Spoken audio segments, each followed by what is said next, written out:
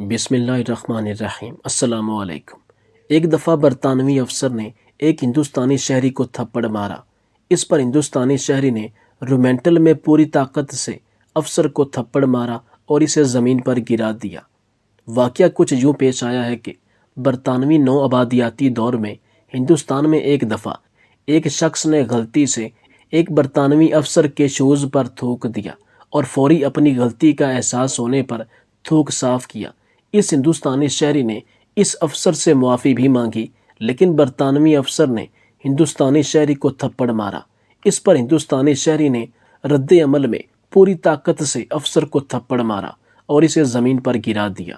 افسر اس ذلت امیز صدمے سے حیران رہ گیا اور وہاں سے چلا گیا، یہ سوچتا ہوا کہ ایک ہندوستانی شہری نے کیسے جرأت کی کہ وہ برطانوی فوج کے افسر کو تھپڑ مارے، جو کہ ایک ایسی سلطنت کا حصہ ہے کہ جس پر سورج غروب نہیں ہوتا۔ وہ اپنے مرکز کی طرف گیا تاکہ اپنے افسروں کو اس واقعہ کی اطلاع دے اور اس شہری کو سزا دینے کے لیے مدد طلب کرے، لیکن بڑے افسر نے اسے پرسکون کیا اور اپنے دفتر لے گیا اور ایک پیسوں سے بھرا خزانہ کھول کر کہا، خزانے سے 50,000 روپے لے لو اور اس ہندوستانی شہری کے پاس جا کر اس سے معافی مانگو اور اسے یہ پیسے بطور معاوضہ دو۔ افسر پاگل ہو گیا اور احتجاج کرتے ہوئے کہا، مجھے اسے تھپڑ مارنے اور ذلیل کرنے کا حق ہے۔ اس نے مجھے تھپڑ مارا جبکہ اسے کوئی حق نہیں تھا۔ یہ میرے لیے، آپ کے لیے اور ملکہ کی فوج کے لیے توہین ہے، بلکہ خود ملکہ کے لیے بھی توہین ہے۔ بڑے افسر نے چھوٹے افسر سے کہا، اسے ایک فوجی حکم سمجھو جسے تمہیں بغیر کسی بحث کے عمل کرنا ہے۔ افسر نے اپنے کمانڈر کے احکامات کی تعمیل کی، پیسے لے کر ہندوستانی شہری کے پاس گیا اور کہا، براہ کرم میری معذرت قبول کریں، میں نے آپ کو تھپڑ مارا اور آپ نے جواب دیا ہم برابر ہو گئے ہیں اور یہ 50,000 روپے میری معذرت کے ساتھ تحفہ ہیں۔ ہندوستانی شہری نے معذرت اور تحفہ قبول کیا اور چند عرصے بعد بھول گیا کہ اسے اپنی زمین پر ایک نو آبادیاتی حکمران نے تھپڑ مارا تھا۔ اس وقت 50,000 روپے ایک بڑی دولت سمجھی جاتی تھی۔ شہری نے اسی رقم کے ایک حصے سے گھر خریدا، ایک حصہ محفوظ کیا اور ایک حصے سے رکشہ، ایک 3 پہیوں والی سواری جو ہندوستان میں استعمال ہوتی ہے، یہ خریدا اور کچھ سرمایہ کاری، تجارت اور نقل و حمل میں کی۔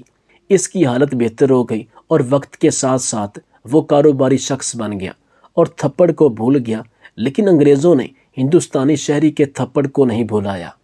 کچھ عرصے بعد انگریز کمانڈر نے اس افسر کو بلایا جسے تھپڑ مارا گیا تھا اور کہا، کیا تمہیں وہ ہندوستانی شہری یاد ہے جس نے تمہیں تھپڑ مارا تھا؟ افسر نے کہا، میں کیسے بھول سکتا ہوں۔ کمانڈر نے کہا، وقت آ گیا ہے کہ تم جاؤ اور اسے تلاش کرو اور بغیر کسی تمہید کے اسے لوگوں کے بڑے ہجوم کے سامنے تھپڑ مارو۔ افسر نے کہا، اس نے مجھے اس وقت تھپڑ مارا جب اس کے پاس کچھ نہیں تھا۔ آج جب کہ وہ کاروباری شخص بن چکا ہے اور اس کے پاس حامی اور محافظ ہیں، تو وہ نہ صرف مجھے تھپڑ مارے گا بلکہ مجھے مار ڈالے گا۔ کمانڈر نے کہا، وہ تمہیں نہیں مارے گا، جاؤ اور حکم کی تعمیل کرو بغیر کوئی بحث کیے۔ افسر نے اپنے کمانڈر کے احکامات کی تعمیل کی اور اس ہندوستانی کے پاس گیا۔ اس کے ارد گرد اس کے حامی، خادم، محافظ اور دیگر لوگوں کا مجمع تھا۔ اس نے اپنی طاقت سے ہندوستانی شہری کو تھپڑ مارا اور اسے زمین پر گرا دیا اور ساتھ ہی اس کے کپڑوں پر تھوک بھی دیا۔ ہندوستانی شہری نے کوئی رد عمل ظاہر نہیں کیا، یہاں تک کہ اس نے افسر کی طرف دیکھنے کی بھی جرأت نہیں کی۔ افسر حیران ہو گیا اور تیزی سے اپنے کمانڈر کے پاس واپس آیا۔ کمانڈر نے افسر سے کہا، میں تمہارے چہرے پر حیرت اور تعجب دیکھ رہا ہوں۔ افسر نے کہا، ہاں، پہلی بار اس نے مجھے زیادہ طاقت سے تھپڑ مارا تھا جبکہ اس کے پاس کچھ نہیں تھا، اور آج جب کہ اس کے پاس طاقت ہے، دولت ہے، اس نے کچھ کہنے کی بھی جرأت نہیں کی۔ یہ کیسے ممکن ہے؟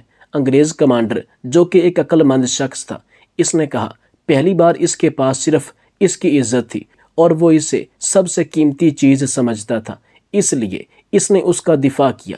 لیکن دوسری بار جب اس نے اپنی عزت کو 50,000 روپے میں بیچ دیا تو وہ اس کا دفاع نہیں کرے گا، کیونکہ اس کے پاس اس سے زیادہ اہم چیزیں ہیں۔ تو ناظرین کرام، اس واقعہ کے تناظر میں مملکت خدا داد اسلامی جمہوریہ پاکستان کی حالت کو ملاحظہ کریں کہ پہلے ہمارے پاس کچھ نہیں تھا اور عزت تھی اور پاکستان کا ڈنکا پوری دنیا میں بجتا تھا۔ حتیٰ کہ ہم لوگوں نے جاپان، چین اور روس جیسے بڑے بڑے ملکوں کو قرضے تک بھی دیے ہیں۔ پوری دنیا میں ہمارا نام روز روشن کی طرح عیاں تھا، اور آج ہمارے پاس دیگر ممالک کا دیا کم یا زیادہ ہے، لیکن بدقسمتی سے آج ہم ذلت اور رسوائی کی بلندیوں کو چھوتے ہوئے بغیرتی کے قطب مینار پر بیٹھے ہیں، اور ہمیں کچھ بھی محسوس نہیں ہو رہا، کیونکہ ہماری عزت تو بہت پہلے جا چکی ہے۔ ایک ایسا مالدار شخص جو کہ اپنے وقت کا بہت طاقتور مالدار مسلمان تاجر تھا۔ اس آدمی کے 3 بیٹے تھے۔ اس کے پاس مال و دولت کی کوئی کمی نہیں تھی۔ جب وہ بوڑھا ہو گیا تو اسے احساس ہونے لگا کہ اس کا کوئی بیٹا اس کی اچھی طرح دیکھ بھال نہیں کر رہا۔ اس نے سوچا کہ کیوں نہ وہ اپنے مال کو اپنے بچوں میں تقسیم کر دے، تاکہ اس سے کمائے کھائیں اور اس احسان کے بدلے میں اس کی خدمت کریں۔ اس نے اپنی بیوی سے مشورہ لیا تو اس نے بھی بوڑھے شوہر کے خیال کی تائید کی۔ چنانچہ ایک دن اس نے ایک مختصر سی محفل رکھی اور اپنے 3 بیٹوں کو بلوایا۔ جب 3 بیٹے اس کے پاس حاضر ہو گئے تو اس نے کہا، میرے بیٹو، تم سب جانتے ہو کہ میں نے اپنی جوانی کمانے میں خرچ کر دی۔ میں نے اپنے پیسے سے تم تینوں کی اچھے گھرانوں میں شادی بھی کر دی ہے۔ اب میں بوڑھا ہو چلا ہوں، میری اولاد جوان ہو چکی ہے۔ میں تجارت کے لیے بازار میں نہیں نکل سکتا، میں کاروبار کے لیے بازار میں نہیں نکل سکتا۔ میں نے سوچا ہے کہ آخر یہ سب مال جو میرے پاس رکھا ہوا ہے کیوں نہ تمہارے درمیان تقسیم کر دوں، تاکہ تم اس سے فائدہ اٹھاؤ اور کماؤ کھاؤ۔ چنانچہ میں نے اپنا سارا مال تم 3 بھائیوں میں تقسیم کرنے کا ارادہ کیا ہے۔ میری اور تمہاری والدہ کی زندگی کا بڑا حصہ گزر چکا، اب تھوڑی سی زندگی باقی ہے۔ نہ جانے کب زندگی کی سانسیں لڑکھڑا جائیں اور ہم تم لوگوں سے جدا ہو جائیں۔ تم تینوں سے میں یہ کہنا چاہتا ہوں کہ اگر تم لوگ تھوڑی بہت ہم میاں بیوی پر توجہ دو گے تو ہماری زندگی آرام سے گزر جائے گی۔ بس اب جاؤ۔ میں نے اپنے پورے مال کو جو میں نے اپنا بچپن جوانی لگا کر کمایا، اس سب مال کو جس میں میرا خون پسینہ شامل ہے، اس کے ذرے ذرے کو تم تینوں میں برابر تقسیم کر دیا ہے۔ آج کے بعد میرا سارا مال تم تینوں کا ہے۔ کماؤ کھاؤ اور اللہ کی راہ میں خرچ کرو۔ بس اتنی سی گزارش ہے کہ اب ہم دونوں میاں بیوی تمہاری خدمت کے محتاج ہیں۔ تم لوگ ہمیں فراموش مت کرنا۔ ہمیں یقین ہے کہ اللہ تعالی ہمیں ضائع نہیں کریں گے۔ 3 بیٹوں نے باپ کو یقین دلایا کہ وہ ماں باپ کی خدمت کریں گے، ہر طرح سے ان کا خیال رکھیں گے، ان کی ہر ضرورت پوری کریں گے۔ اپنی ضرورت بعد میں، لیکن آپ دونوں کی ضرورت پہلے پوری کریں گے۔ پھر 3 بھائی اپنا اپنا حصہ لے کر تجارت اور دیگر کام کاج میں مشغول ہو گئے۔ کچھ ہی دنوں میں وہ اپنی مشغولیت میں ایسے ڈوبے کہ والدین کی خدمت کرنا بھول گئے۔ ہر بیٹا یہی سوچتا تھا کہ چلو میں اپنے والدین کی خدمت نہیں کر سکتا، یا میرے پاس اتنا وقت نہیں ہے تو 2 بھائی اور بھی ہیں۔ وہ دونوں بھائی بھی اسی طرح سوچتے کہ کوئی نہ کوئی ہم تینوں میں سے والدین کی خدمت میں ہمہ مصروف ہی ہوگا۔ ان میں سے ایک سوچتا وہ دونوں بوڑھے والدین کی خدمت کرتے ہی ہوں گے۔ یوں بوڑھے والدین تنہا ہو کر رہ گئے، بالکل اکیلے ہو کر رہ گئے۔ ساز و ناظر ہی ایسا ہوتا کہ ان میں سے کوئی بیٹا اپنے والدین کے پاس مہینے 2 مہینے میں 1-2 بار ملاقات کے لیے آ جاتا۔ ایک دن بوڑھے باپ کا ایک دوست ملاقات کے لیے آیا۔ یہ اس کا پرانا جگری دوست تھا۔ خرید و فروخت کے معاملات میں، کاروبار کے معاملات میں جب بھی کوئی مشکل مسئلہ درپیش ہوتا، یہ بوڑھا اپنے اسی دوست سے مشورہ لیتا۔ باتوں باتوں میں اس نے اپنے جگری دوست کو بیٹوں کے ناروا سلوک سے آگاہ کیا۔ اس نے یہ بھی بتلایا کہ اب وہ اپنی جائیداد میں سے اپنے مال میں کسی چیز کا مالک نہیں ہے، بلکہ ساری جائیداد بچوں میں تقسیم ہو چکی ہے اور وہی اس جائیداد کے مالک ہے۔ بوڑھے کا جگری دوست بڑا ذہین و فطین تھا، اسی لیے بوڑھے نے مشورہ لینے کے لیے اس کا انتخاب کیا تھا۔ بوڑھے کے دوست نے کہا کہ میں تمہیں تمہاری نافرمان اولاد کی بے حسی اور عدم توجہی سے چھٹکارا دلانے کے لیے کافی ہوں، لیکن ہمارے درمیان جو باتیں ہوئی ہیں تم اپنے بیٹوں کو ان کی ہوا بھی نہ لگنے دینا، یعنی ان کو بالکل پتہ نہ چلنے دینا۔ بوڑھے باپ نے دوست سے وعدہ کیا کہ وہ اپنے بیٹوں کو اس بارے میں کوئی بات نہیں بتائے گا، یہ باتیں سیگہ راز میں رہیں گی۔ اس نے اپنے دوست سے کہا، میں تمہیں اختیار دیتا ہوں کہ ہمارا مسئلہ حل کرنے کے لیے تم جو مناسب طریقہ اختیار کرنا چاہو کر سکتے ہو۔ اس بات چیت کے بعد بوڑھے باپ کا جگری دوست یکے بعد دیگرے اس کے 3 بیٹوں کے پاس گیا اور ان تینوں سے یہ باتیں کہیں کہ تم تو اچھی طرح سے جانتے ہو، تمہیں معلوم ہے کہ میں تمہارے والد کا بہت پرانا ساتھی ہوں۔ تمہارا والد آخر وقت تک مجھ سے مشورے لیے بغیر کوئی قدم نہیں اٹھاتا تھا۔ لین دین ہو یا خرید و فروخت یا روزمرہ کا کوئی بھی الجھا ہوا معاملہ میں ہی اس کا خاص ہوا کرتا تھا۔ میں تمہارے والد کے اور تمہارا والد میرے ہر دکھ سکھ میں شامل ہوتا تھا۔ ہم دوست کم اور بھائی زیادہ تھے، یہ سب باتیں تم لوگ جانتے ہی ہوگے۔ تمہارے باپ نے بہت عرصہ پہلے میرے پاس اپنے مال کا ایک بھاری حصہ بطور امانت رکھوایا ہوا ہے۔ اس مال کا اگر تخمینہ لگایا جائے تو یہ اس کی جمع پونجی کے 1/3 سے بھی کم نہیں ہوگا۔ خود میرے پاس اتنا زیادہ مال ہے کہ میں اس کی حفاظت سے عاجز ہوں، اس لیے میں چاہتا ہوں کہ تمہارے باپ کو اس کی رکھی ہوئی تمام دولت واپس کر دوں۔ آخر کب تک میں یہ درد اپنے سر لیے رہوں گا؟ اور ہاں، میں یہ امانت تنہا واپس کرنا نہیں چاہتا۔ میں چاہوں گا کہ کل صبح ہی تم اپنے دونوں بھائیوں کے ساتھ اپنے والد کے پاس آ جاؤ، تاکہ میں تم سب بھائیوں کی موجودگی میں تمہارے والد کو اس کی امانت واپس کر دوں۔ یہاں ایک خاص بات تم سے یہ کہنا چاہوں گا، چونکہ تمہارے والد بوڑھے ہو گئے ہیں، ضعیف ہو گئے ہیں، اور انہیں اس مال و جائیداد میں کوئی دلچسپی نہیں ہے، اس لیے وہ شاید یہ امانت تم بھائیوں میں سے کسی ایک کے نام کرنے والے ہیں۔ تم میں سے جو ان کی زیادہ خدمت کرے گا وہی اس مال کا حقدار ہوگا۔ اس لیے میں نے تمہیں یہ راز بتا دیا کہ تم اپنے والد کی خدمت میں لگ جاؤ۔ میں نے تمہارے والد سے تمہارے لیے تعریفی کلمات سنے ہیں، لیکن مجھے یہ یقینی علم نہیں کہ وہ تم تینوں میں سب سے زیادہ خوش کس پر ہے اور کس کے نام پر یہ جائیداد کریں گے، لیکن مجھے امید ہے کہ تمہارے والد یہ سارا مال تمہیں ہی دے جائیں گے اور تم مالا مال ہو جاؤ گے۔ اور ہاں، میں نے جو باتیں تم سے بیان کی ہیں اس کے بارے میں اپنے دوسرے دونوں بھائیوں کو بالکل بھنک نہ پڑنے دینا، ان کو پتہ نہ چلنے دینا، مبادہ وہی اس مال کے حقدار بن بیٹھے۔ بوڑھے باپ کے اس جگری دوست نے یہ باتیں تینوں بیٹوں میں سے ہر ایک کے پاس الگ الگ جا کر کہیں اور تینوں کو خوب سبز باغ دکھائے۔ صبح ہوئی، تینوں بیٹے وقت سے پہلے ہی اپنے والد کے پاس پہنچ چکے تھے۔ ان میں سے ہر ایک کی خواہش تھی کہ وہ اپنے والد کو خوش کرنے کی غرض سے، اپنے والد کو خوش کرنے کے ارادے سے سب سے پہلے اس کے پاس پہنچے۔ باپ کا جگری دوست بھی وقت پر پہنچ گیا۔ وہ یہ دیکھ حیرت میں پڑ گیا کہ وہی بیٹے جو کئی مہینوں تک اپنے بوڑھے باپ کی مزاج پرسی کے لیے نہیں آتے تھے، آج مال کے لالچ میں، دولت کے لالچ میں وقت سے پہلے ہی باپ کے دروازے پر پہنچ گئے ہیں۔ اس بوڑھے کے دوست کے ساتھ 2 جوان آدمی بھی تھے جنہوں نے ایک بڑا صندوق اٹھا رکھا تھا۔ صندوق ایک بڑا اور مضبوط تالا لگا کر بند کیا ہوا تھا۔ بوڑھے کے جگری دوست نے صندوق کو تینوں بیٹوں کے سامنے ان کے باپ کو واپس کرتے ہوئے کہا کہ چونکہ آپ نے یہ دولت میرے پاس بطور امانت رکھوائی تھی، میں اب آپ کی رکھی ہوئی امانت کی مزید حفاظت کرنے سے قاصر ہوں۔ میں اس کی مزید حفاظت نہیں کر سکتا، اس لیے آپ اپنے بیٹوں کے سامنے اپنی ہی امانت واپس لے لیں۔ بوڑھے نے اپنے جگری ساتھی کو تنہائی میں لے جا کر پوچھا، بھائی، اس صندوق کے اندر آخر تم نے کیا چھپا رکھا ہے؟ اس نے بتلایا کہ یہ محض میری تدبیر ہے جسے میں نے اپنایا ہے، اور ہاں، تم اپنے بیٹوں کے سامنے اس بارے میں کچھ مت کہنا۔ پھر وہ دونوں واپس آئے۔ اب بوڑھے کا ساتھی اس کے بیٹوں سے اس طرح مخاطب ہوا، آج میں تمہارے والد کی رکھی ہوئی امانت کو تمہارے سامنے واپس کر رہا ہوں۔ اب اس امانت کا بوجھ میرے سر سے ختم ہو گیا۔ تم لوگ اس بات پر گواہ رہو، آج کے بعد مجھ پر اس سلسلے میں کوئی ذمہ داری عائد نہیں ہوگی۔ یہ کہہ کر اس نے بیٹوں کے سامنے بوڑھے باپ کو صندوق کی چابی دے دی۔ بوڑھے نے اپنے جگری ساتھی سے کہا، دوست، واقعی تم نے اپنی دوستی کا حق ادا کر دیا، امانت کو اس کی حقدار تک پہنچا دیا۔ اللہ تعالیٰ تمہارا بھلا کرے، اللہ تعالیٰ تمہیں جزائے خیر عطا فرمائے۔ دوست بولا، آپ نے پوری زندگی میں خیر و بھلائی ہی کا کام کیا ہے، اور مجھے معلوم ہے کہ آپ یہ مال بھی اپنی جائیداد کی طرح اپنے ان بچوں ہی میں تقسیم کر دیں گے۔ آپ ان میں سے جسے چاہیں وصیت کر دیں یا سب کو عنایت کر دیں، یا بعد میں جسے چاہیں اسے اس کا مختار کل بنا ڈالیں۔ یہ کہہ کر اس نے سلام کیا اور وہاں سے رخصت ہو گیا۔ اس کے بعد اس بوڑھے کے تینوں بیٹوں کا یہ حال تھا کہ وہ سب کے سب وفا کے پیکر بنے بوڑھے باپ کے سامنے کھڑے تھے۔ ان میں سے ہر ایک کی تمنا تھی کہ وہی اس صندوق کا حقدار بنے۔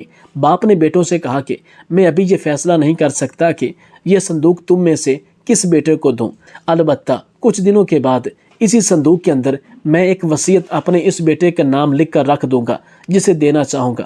میرے مرنے کے بعد، میری وفات کے بعد تم لوگ اسے کھولنا اور اندر سے جس کے نام وصیت نامہ نکلے گا یہ مال اسی کا ہوگا۔ بیٹے اپنے باپ کی بات سن کر حیرت زدہ رہ گئے۔ وہ یہ سمجھ رہے تھے کہ ان کا بوڑھا باپ یہ مال بھی ان کے مابین، ان کے درمیان اسی طرح تقسیم کر دے گا جس طرح پہلے تقسیم کیا تھا، مگر اس دفعہ ایسا نہیں ہوا۔ اب ان تینوں میں سے ہر بیٹا اپنے بوڑھے والدین کی خدمت میں لگ گیا کہ کسی نہ کسی طرح اپنے باپ کے اس مال کا مستحق وہی ٹھہرے۔ بس اب کیا تھا، تینوں بیٹے اپنے باپ کی خدمت کے لیے یوں مصروف ہو گئے جیسے بھوکا آدمی کھانے پر ٹوٹ پڑتا ہے۔ کوئی باپ کی خدمت کے لیے صبح آنکھ کھلتے ہی پہنچ جاتا، کوئی اپنی بیوی بچوں کے ساتھ باپ کے پاس پہنچ کر اس کے پاؤں دباتا، کوئی رات کے وقت بھی اپنے والد کی خیریت دریافت کرنے آ جاتا، کوئی بیٹا آئے دن نیا لباس لے آتا تو کوئی جوتا لے آتا، کوئی مکھن لے آتا، حتیٰ کہ ہر بچہ جب اپنے والدین کے پاس آتا تو کچھ نہ کچھ ان کے لیے کھانے پینے پہننے کے لیے اچھی چیزیں لے کر آتا۔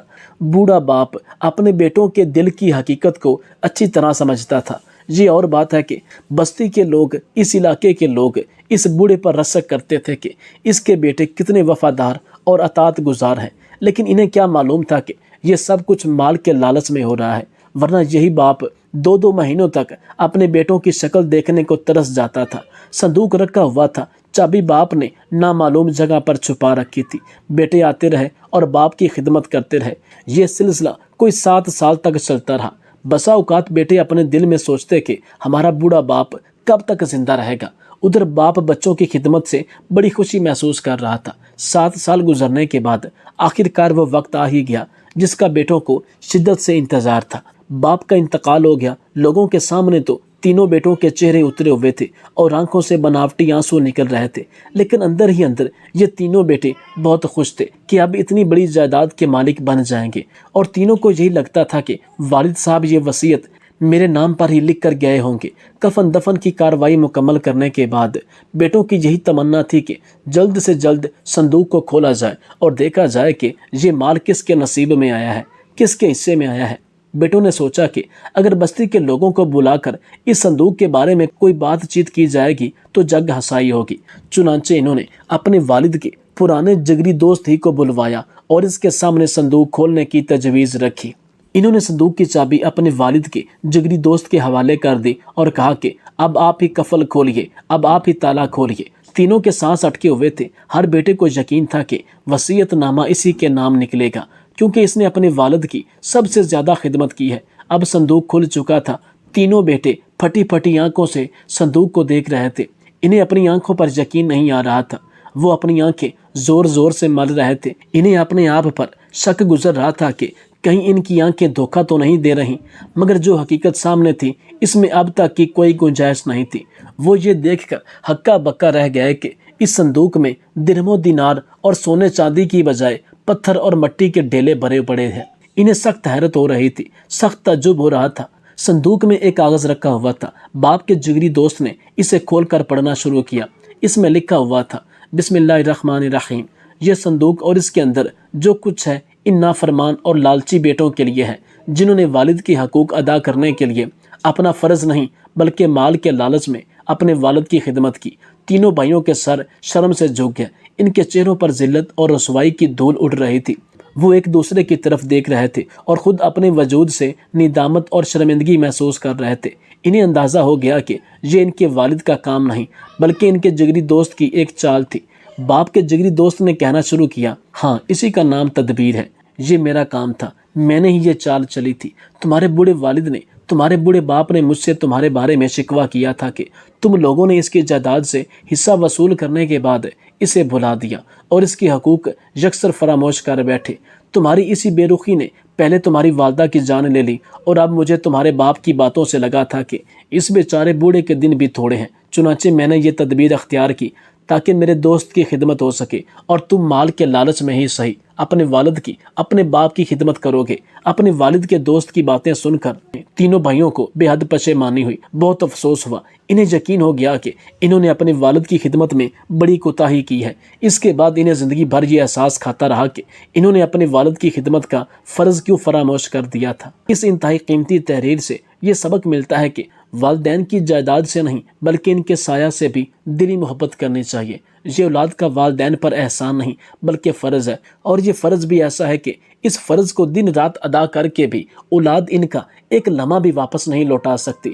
قرآن پاک میں بھی اللہ تعالیٰ نے سب سے زیادہ بھلائی کا مستحق، بھلائی کا حقدار والدین کو ٹھہرایا ہے۔ اس سے بڑھ کر کسی بھی مسلمان، کسی بھی مومن کے لیے کوئی دلیل نہیں ہو سکتی۔ لہٰذا ہر حال میں اپنے والدین کے ساتھ بھلائی کریں، ان کی خدمت کریں۔ یہ کسی بھی اولاد کے پاس جنت کمانے کے مواقع ہوتے ہیں، اور جو بدبخت اولاد یہ مواقع گوا دیتی ہے وہ دنیا و آخرت میں ذلیل و رسوا ہو جاتی ہے۔